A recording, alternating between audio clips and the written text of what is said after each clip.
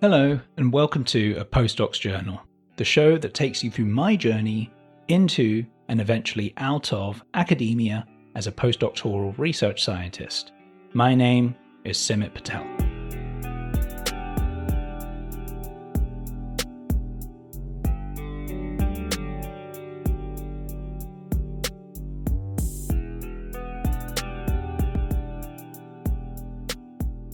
Hello, thank you very much for joining me. Welcome back to those of you who have listened to the show before, and a very warm welcome to those of you who may be listening for the very first time.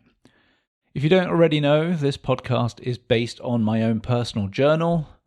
In each episode, I read out a journal entry from about 12 years ago, back when I was working in academia as a research scientist, as a postdoc.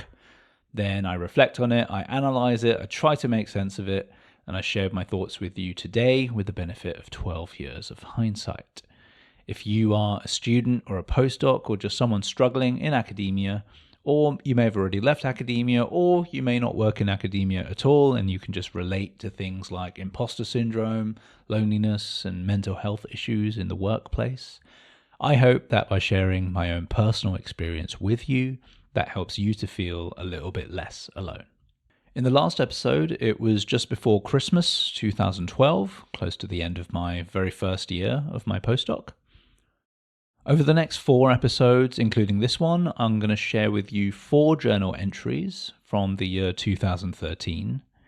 It was actually a very eventful year for me, and I was journaling a lot more, but the other journal entries weren't really about postdoc stuff.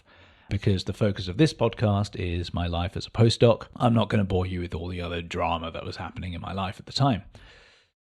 Despite only having 4 journal entries to share with you, the second year of my postdoc was actually a very pivotal year for me and my career.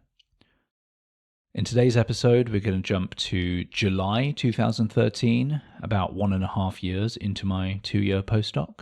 At this point, I was already in discussions with my boss about extending my contract by another year, but things are rarely that straightforward in academia.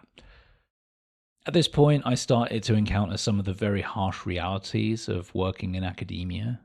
I always knew that things like limited funding, a lack of job security, fixed-term contracts, and internal politics were always a problem. But it never really hit home until those things were really affecting me directly. I always understood those were challenges, but I never really understood the impact of those challenges, and I only understood the impact of those challenges when they were actually impacting me. So please have a listen to the reading now. I'll be back at the end to share some thoughts with you after 12 years of hindsight. Enjoy.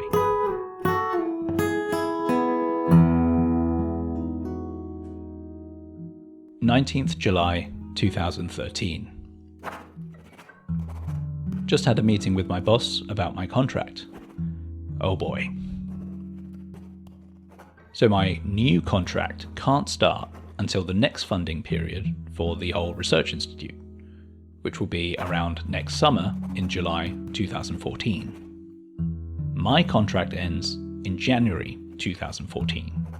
This leaves a 5-month gap between February and the end of June where I can't be employed by my research institute.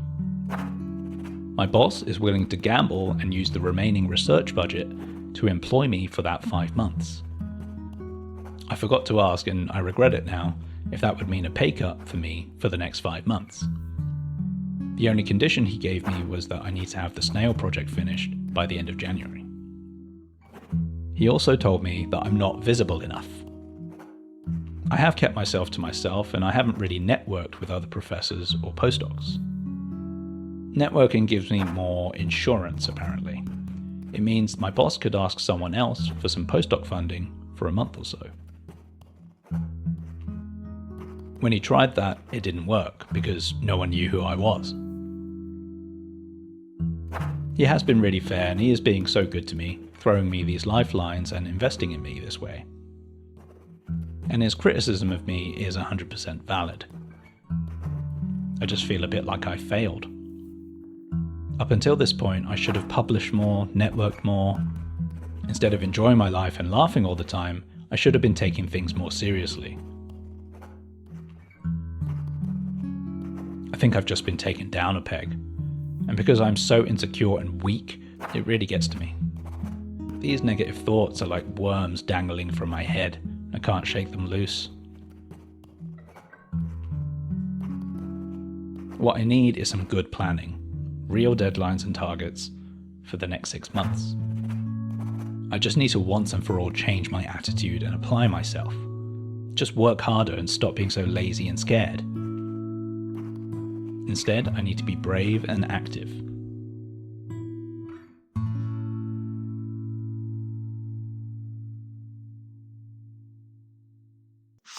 Okay, thank you very much for listening to that. As usual, I've written down some thoughts after reading that back and hearing that back.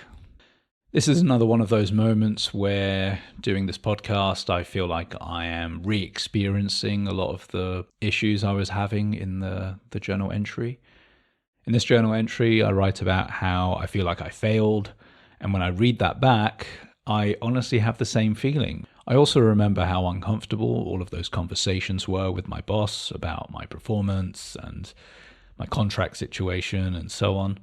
And even after 12 years, all those frustrations around that lack of job security and all the other problems I was having still frustrates me. I guess I never really addressed a lot of those feelings. I just sort of suppressed them over time. They say that time heals all wounds. That's total bullshit. It doesn't. It just makes you forget things temporarily so that you can continue to function. So I mainly want to reflect on the lack of job security in academia and the effect that had on me, and I want to talk about me not being visible enough, and whatever else comes up along the way. Before we get into the reflection, I want to ask you a quick question. Do you ever worry about your paper being rejected because the English isn't good enough? One thing I've always been good at is writing, but I know not everyone finds that easy.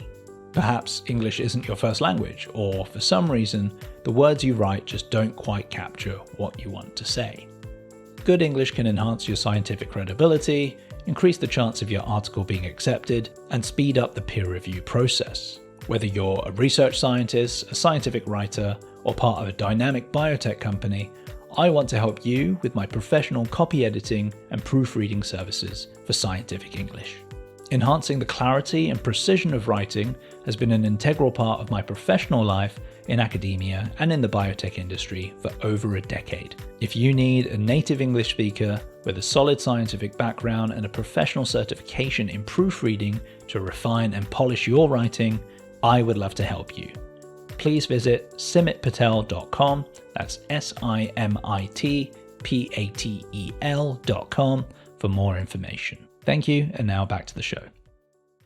This journal entry highlights some of the issues around a total lack of job security in academia. In my case, there were a few factors at play that contributed to that. Just to explain the wider funding issue for the whole research institute a little bit more. So the whole research institute I worked at was on a 7-year funding cycle. And because it was public money, there needs to be checks and balances in place, and of course lots of bureaucracy to make sure that the public money was not being wasted. The 7th year of that funding cycle coincided with the extension of my contract, and there was a massive review underway to determine whether or not the research institute would even continue. Everyone kind of expected it to continue. At that point we had moved into a new building and we were pretty sure it was too big to fail at that point. But no one could actually start any new work contracts until all the bureaucracy was dealt with. I'm not going to comment too much about the problems with public science funding. Honestly, it's a little bit beyond my field of expertise, and frankly, I don't want to bring it up as a problem if I can't offer a solution, and I don't know what the solution is. But the detrimental effect on job security is obvious. Working in such a financially insecure environment can be very unsettling. In general, I think as humans, we crave safety. It's a fundamental human need to want to be safe in your environment. When you have the constant threat around you of financial instability and a working culture where short, fixed-term contracts are the absolute norm, it's difficult to feel a sense of safety. When you know your work environment isn't safe, it's natural to want to get away from it and move towards a safer situation. or what you think is going to be a safer situation. And I think this laid the groundwork for one of the biggest conflicts throughout the rest of my time in academia. On the one hand, I was getting this signal that this is a very unsafe, insecure environment and I need to get away from it. On the other hand, I was being given a 5-month contract to stay a little bit longer. And I actually wanted to stay longer. So it's like I was being pushed away by my instincts and pulled closer to academia as well, also by my free will. I heard something recently, and I think it applies here.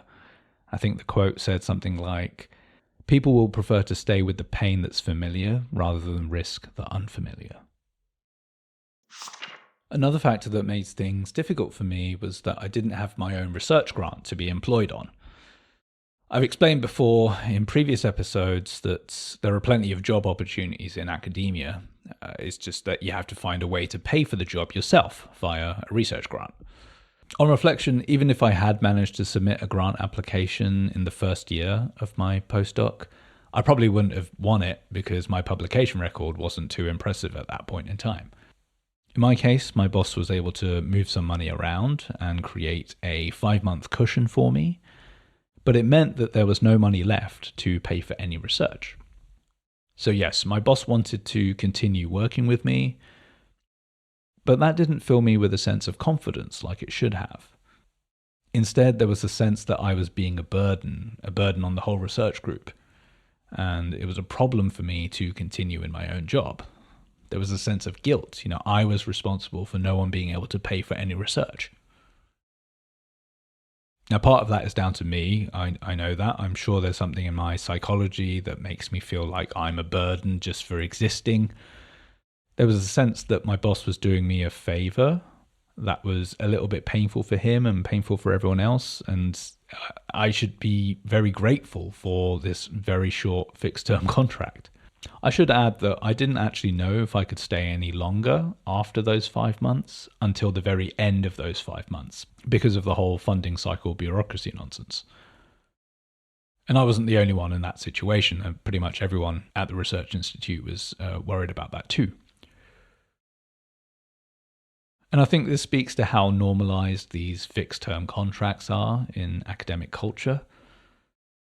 In a previous episode, I spoke about how that actually appealed to me at one point. I thought it was actually quite exciting to be able to move around every couple of months or every couple of years. But when I actually had to experience living a life of having to live from one fixed-term contract to another, it basically became impossible to plan my life. Living in a permanent state of insecurity and uncertainty is not really a good way to live. Now, since leaving academia and working for companies in the quote-unquote real world, I have enjoyed more job security in general. For example, I haven't had to deal with any fixed-term contracts for the last 10 years or so, and funding is never dependent on public money and all the bureaucracy that comes with it. But I have to say that threats to job security outside of academia still exist. And those threats just come from different places. They don't come from fixed-term contracts or public money funding cycles and things. They just come from other places. So while I have had these so-called permanent contracts over the last 10 years, I've actually been laid off from companies twice in the last couple of years because of other financial factors. And while companies may not be directly dependent on public funds, they are heavily affected by macroeconomic conditions in general. So the threat of financial instability is still very real. So although I complained so much at the time back then of a lack of job security in academia, I've learned that financial instability and a lack of job security are just an unfortunate reality of the world we live in today, even outside of academia. And that kind of thing can really affect your mental health because of that fundamental need that we have for safety. I wrote about not being visible enough and how that was counting against me, and that was to my detriment. There's a few layers to this one as well. On one level, academia can be deeply political, like in many professions. It's more about who you know and who you are kind of in with. That's just one of the rules of the game. If you don't agree with those rules, or for whatever reason you don't play by those rules, it becomes much harder to survive. I really didn't play by those rules. And that was partly down to me, but partly down to the environment around me as well. I definitely witnessed others play the political game. There were people that would, go to archery together, and they would go on dog walks on the weekend together. They would go hunting together or whatever. And I could see how that would positively affect those people's reputation and status amongst other colleagues, especially amongst the professors. And for my part, I never really wanted to get ahead that way. I feel like schmoozing people just to be kind of in with the right people just didn't sit right with me. There's something very disingenuous and superficial about that. I still hate playing the political game today as well. I haven't changed at all in that respect.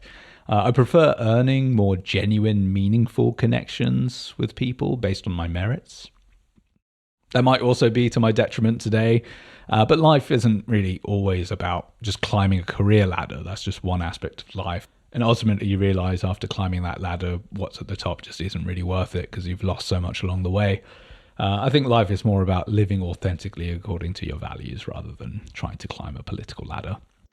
The other thing that I think made me kind of invisible at the time was my lack of confidence and self-worth.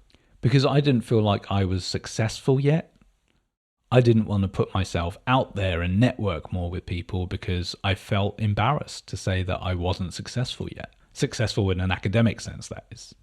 I still felt like a fraud at that point. I didn't feel worthy to be there. Today, I'm a bit ashamed to say it, but I honestly still struggle with the same mindset issues a little bit. If things aren't going well for me, if I don't feel like I'm being successful, I feel a lot less social. I don't want to network, I don't want to socialize, or even reach out to friends to catch up. When I meet people at networking events or see people, I want to tell them about how successful I am. I want things to be going well for me so that other people think better of me, I guess. In my mind, it's like I have this need to be successful first, and then I can have the confidence to go and talk to people. Logically, I know it's actually the other way around. I need to talk to people first in order to help me become successful. But my instincts don't seem to know that. Back when I was in academia, I needed to network more in the department so people would know who I was. And that would help me in these difficult contract talks. Today, I'm struggling with the same issue with trying to start my own business. I need to be networking right now and reaching out to people just to get clients. But I feel ashamed to do that because I feel like I need to be successful first. I feel like I don't have the confidence to go and try and drum up business. And that's holding my business back right now. It's interesting to see how this mindset was holding me back in academia, and it's still holding me back today. As shitty as that makes me feel right now about myself, it does give me some clear things to work on. And I am old enough and wise enough to know that that's actually a good thing. The sad thing is when I look back on it, is networking was actually one of my key strengths before I started my postdoc. It's actually how I got offered this postdoc in the first place. But it's sad because I didn't capitalize on that. I didn't lean into my strengths and maximize my value. I think in general, this highlights one of the key problems, I think, in our education system. I was always taught that you have to work harder at the things you're not so good at. That's how you improve and become better at them. But in practice, what happens with me back then and now, I end up neglecting the things I'm actually good at and not nurturing those things and not leaning into my strengths so much. In this case, I became so focused on trying to generate data, trying to publish, trying to get grants. All my focus was on those areas where I thought I was failing. And I ended up just not capitalizing on one of my core strengths, which was networking. But I also think it's worth mentioning here that there were various external things that were slightly beyond my control that actually made it harder for me to be visible in the department. In many ways, I did not fit the norm of the academic establishment at my research institute. I'm a British-born Asian from a different academic system from a different country with no academic or cultural ties to anyone. And that makes it difficult for me to fit in compared to, say, another postdoc who may have grown up in the German academic system, who does archery and likes to go on dog walks or whatever. In German academia, and I think in a lot of academia in general, you get these so-called academic family trees across a small set of academic research institutions, where you get this one ancient academic supervisor who supervises a bunch of people who go on to have their own labs and collaborate with each other, and they go on to have their own mentees and who have their own labs, and they all collaborate with each other and so on. So you can pick any given professor in an academic department and trace back their academic lineage to the same small handful of ancestral academics. It's very hard for someone to come in and fit into that structure right away, especially someone who doesn't fit the norm of that genealogy. I was never really ready to fully integrate into that culture of German academia. It's very hard to when you don't speak the language and you don't know if you're going to be there in 5 months' time. You just don't know whether it's worth making that kind of investment. Toward the end of the century, I started to make sense of my problems in the context of me being a failure. I was telling myself that I was the problem, and I was generally being really harsh on myself. I thought that I wasn't publishing enough, I wasn't networking enough, I wasn't planning well enough, I wasn't applying myself enough, I had the wrong attitude, I was being lazy, I wasn't working hard or smart enough, etc. And at this point, I thought that I had to change myself to suit the needs of the job. This laid the groundwork for one of the most important life lessons I learnt from my time in academia, which is actually coming up in the next couple of episodes. For now, all I'll say is that I know I was wrong for going down this line of thought, thinking that I was fundamentally the problem. There was one sentence that really stood out to me that makes me cringe and breaks my heart a little bit. I said something like I felt bad for actually trying to enjoy my life and laughing too much. I think this goes back to what we talked about in the last episode about my attitude towards work. I believe that work is something serious and that you weren't really supposed to enjoy it. You can love it and you can be passionate about it, but not necessarily enjoy it. So I was assuming that enjoying my life was a marker for me not working hard enough and not taking it seriously enough. I really regret having this attitude at the time. I was really just making myself unnecessarily miserable, believing that that would be the path to success at work. From what I know now, I can tell you that it's not the path to success in the long run. I guess it depends on what your definition of success is, and that certainly changes over time. But for me, I just really wasn't happy, and that does not align with my definition of success.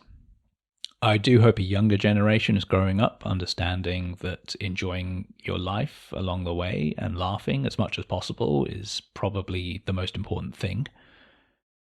If and when I have children, I want to make sure that they don't grow up with the same attitude to work that I had. So there you have it. As always, I do feel a bit better after having gone through all of that and saying it out loud. Actually hearing it back in audio form seems to make me feel better. I think the editing process of this podcast helps me to structure my thoughts a little bit and understand everything in its entirety. When I was reflecting on the whole uncertain contract situation, it was really helpful for me to take a more balanced view of the internal reasons for why that situation was difficult for me and all the external reasons that were making that situation difficult for me. I do believe in taking responsibility for my own choices, but that doesn't always mean that it's all my fault and I should blame myself all the time. I think it's fair to say that there are fundamental problems in the academic system that made it hard for me to survive in that system. In the next episode, we have another big time jump to December 2013. I'm in a much worse position at this point, and it really didn't help that I just fucking hated Christmas at the time. But this is the first journal entry where I wrote down the most important life lesson that I took away from my entire time in academia. Thank you so much for joining me. I hope that was valuable for you in some way. Until next time, please be kind to yourself.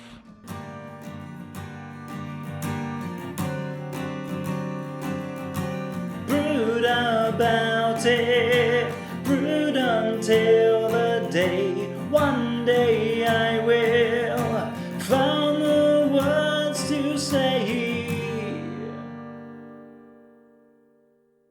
Thanks again for listening to A Postdocs Journal. I've been your host, Semit Patel. If you've enjoyed this episode and you'd like to help support the podcast, please share it with others who you think might find it helpful and interesting. You could also leave a review over at Podchaser or on Apple Podcasts. If you can relate to anything in this episode, or if you have your own take on this journal entry, I would love to hear from you. Please feel free to reach out to me on LinkedIn, Instagram, or Blue Sky. Links to all my social media are in the show notes. Thanks again.